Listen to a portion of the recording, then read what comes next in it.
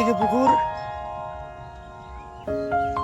আজকে মাছ ধরলাম, প্রায় শেষ মুহূর্ত। এবার আমাদের পুকুর থেকে ওঠার সময় হয়ে গেছে।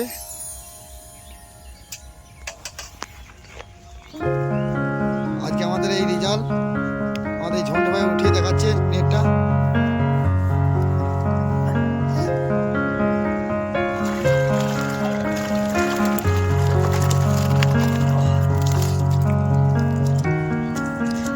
উপরে ওঠাও, উপরে ওঠাও।